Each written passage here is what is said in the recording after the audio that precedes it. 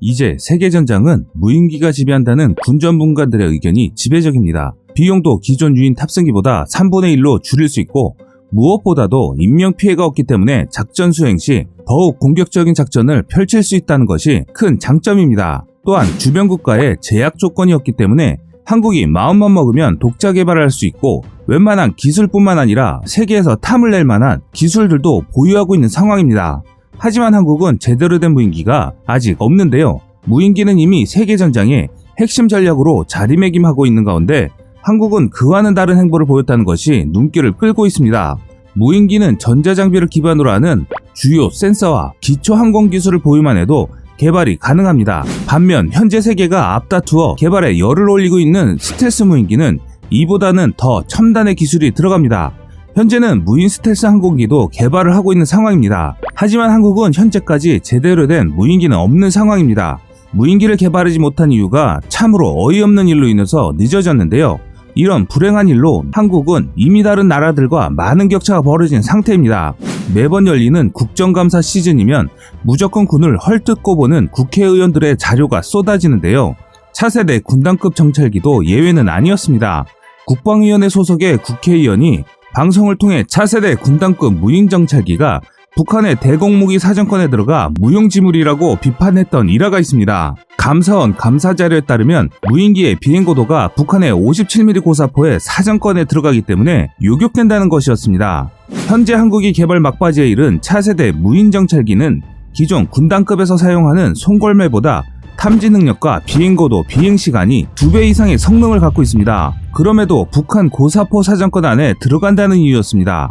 반면 이스라엘 헤론의 비행고도도 북한 고사포 사정권 아니지만 훌륭한 무인정찰기로 꼽힙니다. 단순히 고사포 때문이라고 한다면 북한은 현재 고사포보다 사거리와 요격고도가 훨씬 뛰어난 지대공 미사일도 수두룩하게 보유하고 있습니다. 요격되면 안 된다는 국회의원의 논리대로라면 지대공 미사일도 맞으면 안 됩니다. 이런 무인기는 스텔스 무인기밖에 없는데 군사 선진국들도 이제 개발하는 상태이거나 시험 비행을 하는 정도의 성과만 갖고 있을 뿐입니다. 과연 고사포와 지대공 미사일로 못 맞추는 무인기가 지구상에 몇이나 존재하는지 의문입니다. 또 이런 어이없는 기준이라면 한국이 세계를 압도할 수 있는 무인기를 개발할 날이 올까 하는 의문이 듭니다. 무기의 개발은 그 나라의 상황에 맞춰서 예산과 핵심 기술 보유 여부에 따라 진행되는데 단순히 다른 나라의 좋은 무기를 왜 한국은 개발 못하냐 하는 식의 흑백 논리가 얼마나 나라를 약하게 만드는지 반드시 알아야 합니다. 무인기의 원론적인 목적은 인명보호와 극한의 작전 환경에서도 원활한 임무 수행이 그 첫 번째입니다. 그 다음이 비용과 효율입니다. 보통 전쟁이 반발하면 고사포, 지대공 미사일에 맞을 각오를 하고 적진 속으로 비행해야 합니다. 적을 정찰하려면 유인기든 무인기든 정찰기를 적군 속으로 보내야 하기 때문에 맞아도 아군 인명피해 없는 무인기를 날리는 게 현대전에서는 상식입니다. 이것이 앞서 말씀드린 무인기 운용의 가장 중요한 목적 중 하나입니다. 그런데 한국이 이런 어이없는 악조건의 환경 속에서도 개발하고 있는 무인기가 있습니다. 우리가 알고 있는 무인기의 종류는 다양합니다. 하지만 군사용으로 사용되는 무인기는 대표적으로 글로벌 호크와 같은 무인정찰기가 있습니다. 주로 정찰을 목적으로 운용되는데요. 반면 MQ-9 리퍼 무인 정찰 공격기 같은 지상 공격의 임무를 맡는 무인기로 크게 두 분류로 나눕니다. 과거 한국이 세계 두 번째로 개발했던 스마트 무인기가 있습니다. 스마트 무인기는 아직 군에 쓰이지는 않습니다. 스마트 무인기를 쓰지 않는 이유는 군에서 이 정도 체급의 무인기에 대한 수요가 없는 것이 첫 번째 문제이고 또 무인기 관련 예산이나 기술력 문제 등이 가장 컸습니다. 한국 실정에 맞게 개발이 용이한 스마트 무인기는 수직 이착륙이 가능한 틸트로터 방식인데요. 틸트로터 방식은 로터 블레이드의 회전축과 면을 직접 기울여 수직 상태에서는 헬리콥터처럼 수직 이착륙을 하고 수평 상태에서는 고정익기처럼 고속 비행을 할 수 있도록 만든 추진 방식입니다. 한국은 세계에서 두 번째 개발국인데 대체 이걸 어떻게 써먹어야 할지 몰라서 상용화 보류 중입니다. 틸트로터는 헬리콥터보다 먼 거리를 빠르게 비행할 수 있는 것이 장점입니다. 헬리콥터와 일반 비행기의 중간쯤 되는 방식인 셈인데요. 하지만 현재 육군에서는 전용 발사대나 간단한 장치만으로도 무인정찰기를 이륙 착륙시킬 수 있는 군단급 무인기 RQ-101 송골매가 있기 때문에 굳이 복잡하고 비싼 틸트로터 방식이 필요가 없습니다. 그나마 해군에서 쓴다면 유용한 방법이기 때문에 해군에서 관심을 많이 가지고 있었으나 정작 해군은 아직 무인정찰기를 쓰지 않는 추세다 보니 해군 역시 스마트 무인기를 이용한 군용정찰기 개발에 적극적이지 않은 상황입니다. 참고로 본래 스마트 무인기는 미국의 벨 항공사가 만든 이글아이라는 무인기에 많은 영향을 받아 개발한 항공기입니다.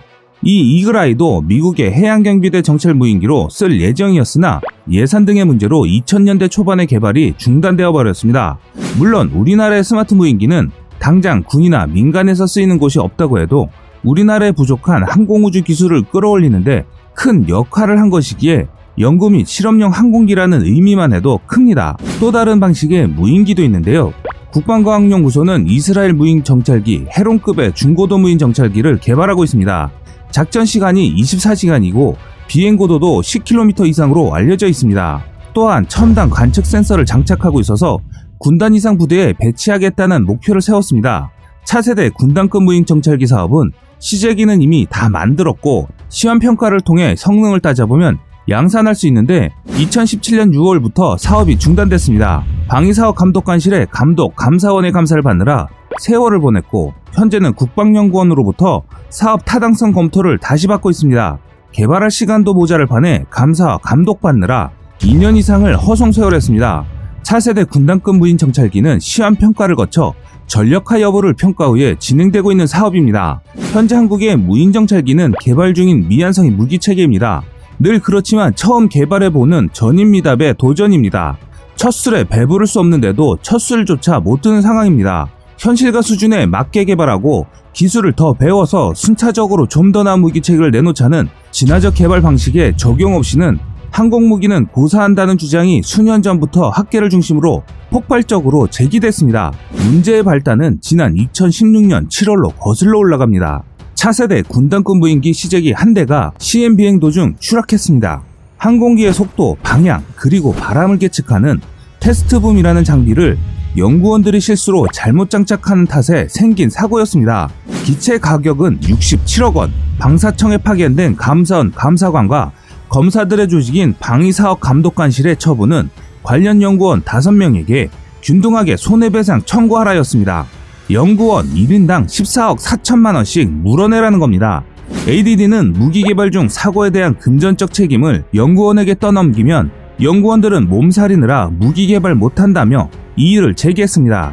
연구원들의 실수가 맞지만 개발 중 발생한 사고의 금전적 책임을 연구원들에게 모두 뒤집어 씌우는 건 합당하지 않다는 여론도 뒤따랐습니다.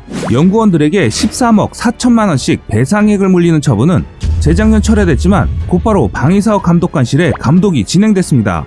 이어 감사원의 감사도 뒤따랐습니다. 이렇게 2년여가 흘렀습니다. 차세대 군단급 무인 정찰기에는 광학 적외선 탐지 장비뿐만 아니라 합성 개구 레이더도 장착됐습니다. 쌀은 지상 표적으로 전파를 쏜 뒤 반사돼 돌아오는 전파를 측정해 영상을 복원하는 장비입니다. 짙은 구름도 뚫고 표적을 정밀 탐색할 수 있습니다.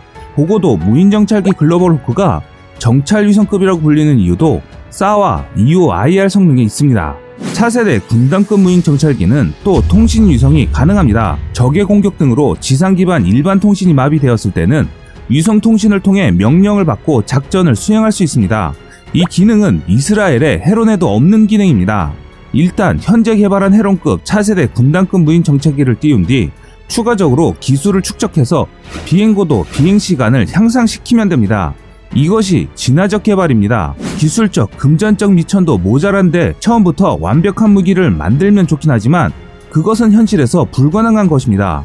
감사원도 올해 초 현재 개발된 시제기로 최소 전력화를 추진하고 추후에 성능을 업그레이드할 필요가 있다는 의견을 낸 것으로 알려져 있습니다. 세계의 무기 시장을 주도하고 있는 미국도 아무리 사소한 무기 개발을 하더라도 무기 개발을 통한 진화론을 두고 진행합니다.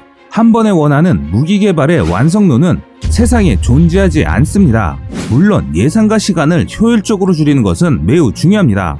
하지만 세상에 없는 것을 만드는 것인 만큼 실패는 필연적으로 따라오기 마련입니다.